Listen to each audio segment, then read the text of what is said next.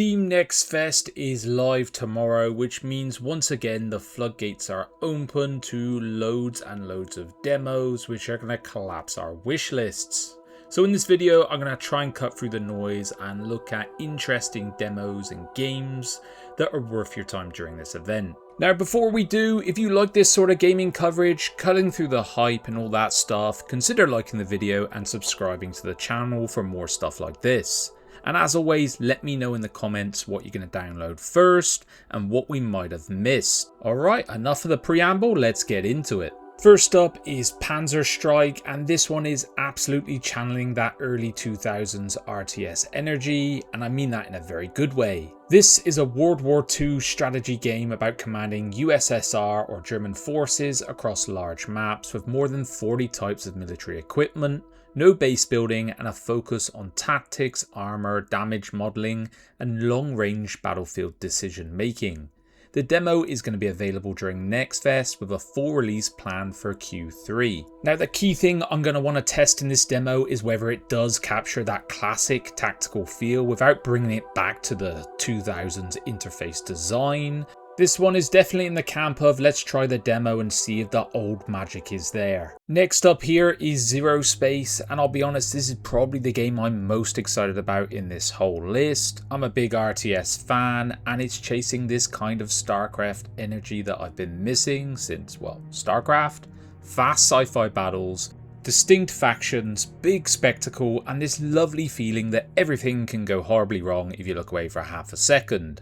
I've been playing the full version of this and honestly I'm very happy with how it plays. It's responsive and exciting and built by people who clearly understand why classic RTS still matters. I'm also delighted with the direction the team have chosen to get the game into the hands of players prior to its launch and hear the feedback. With a release date not too far in the distant future, this one should be right on your top of the list to try. Okay, coming on to Imperial Ambitions next, and this looks like a dangerous game for anyone who enjoys 4X. The pitch with it is pretty broad: explore, colonize, industrialize, sabotage, trade, and then fight tactical battles during the age of discovery and imperialism.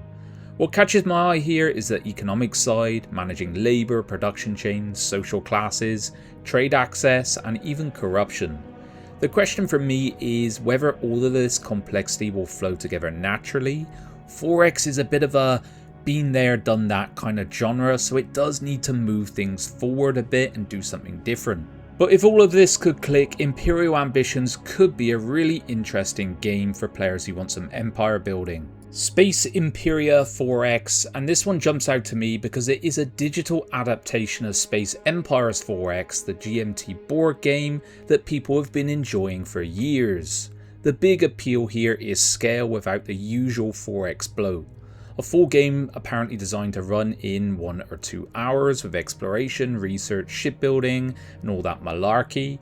What I like about it is it sounds focused, like you are playing a board game style setup with your friends, not just loads of bureaucracy for the sake of it. The demo is going to be the real test here. If it can capture the board game tension while keeping the interface clean, Space Imperia 4X could be a great Next Fest pick for anyone who likes compact, crunchy space strategy. Okay, Restitutor Empire Restored, and this is an exciting one for the grand strategy crowd who enjoy rebuilding Rome, who doesn't of course. The setup looks strong. After Commodus dies in 192 AD, the Roman Empire fractures, and you play as a provincial governor trying to restore it through statecraft, diplomacy, economy, technology, and a little bit of calculated warfare. It looks like it's going not to be a click-heavy strategy game, so there are no manual battles or unit shuffling. Wars are resolved through preparation, planning, and a little bit of fortune. And I like the sound of that, especially with the legacy system, where each run helps future attempts go further. It could give a nice one more run type feel. The big question for this demo is going to be depth. If the abstraction of this gives you meaningful choices, it could be a very clever little Roman grand strategy pick. If not, it may just risk feeling a bit like a spreadsheet with some sandals. Alright, absolutely one to try if you like Rome though.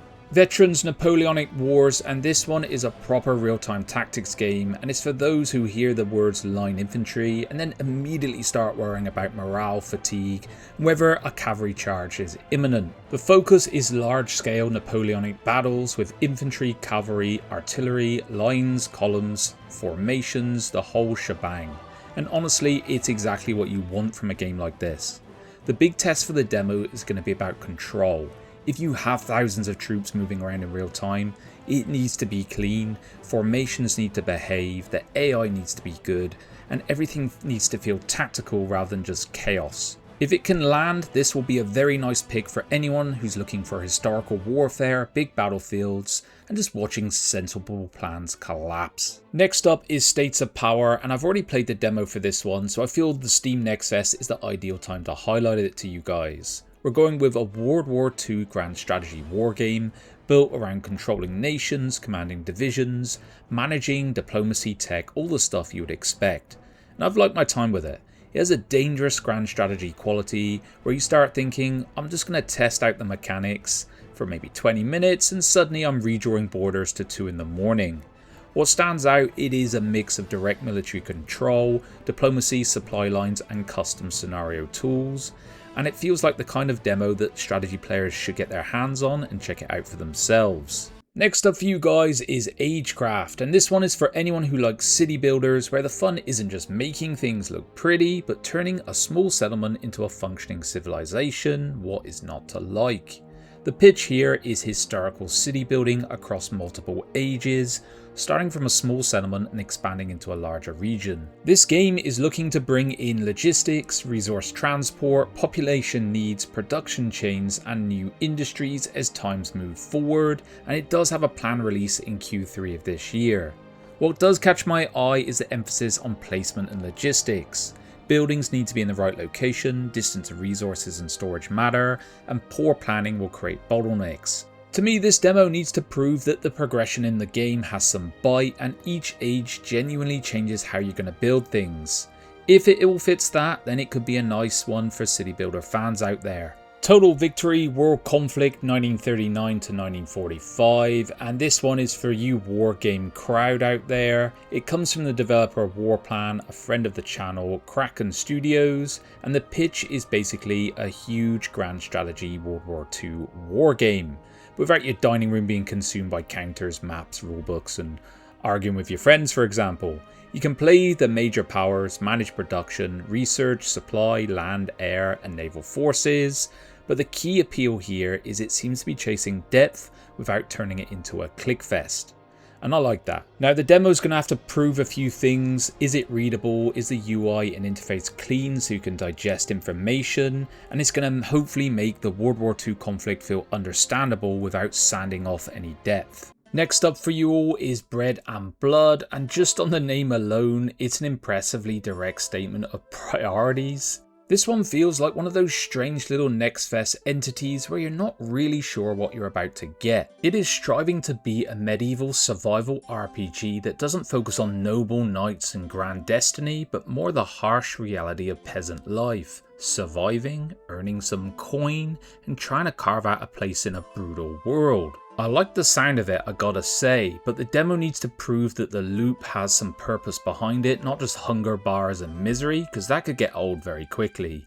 But if this world can feel harsh, reactive, and rewarding to push back against, this could be a really interesting pick for a lot of you. Okay, Corsair Cove, and this is another game I've been hands-on with already, and it is published by Hooded Horse, which points to usually a very good quality sign for gaming fans.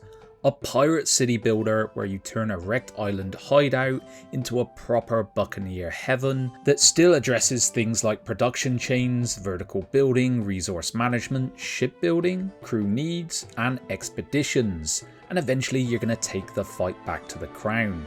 Release is on the horizon, so it's one to pay attention to now. I've had some real fun with this game and it's got a real quality look to it. It's charming on the surface, but it does have depth underneath. If you like city builders and anything I've described, pick this one up and try it out. Okay, Soul Diagnosis, and this is a game that immediately feels like an oddball RPG. It's dialogue-heavy, isometric cRPG about an amnesiac doctor in a remote hospital where your patients are dying, the voices in your head are keeping the score, and apparently you're expected to practice medicine in between all of this. The obvious comparison for me is Disco Elysium, which is a game I loved. It has dice rolls, internal voices, branching dialogue, and underneath all this is some strange hospital conspiracy kind of cooking up. What catches my eye is this is written by an actual physician, which could give the medical side a bit more bite than your press E to diagnose sadness kind of thing. The demo will need to prove that the writing can land though. With games like this, everything lives and dies on the tone, the choices, and whether the weirdness feels purposeful rather than just weird for the sake of it.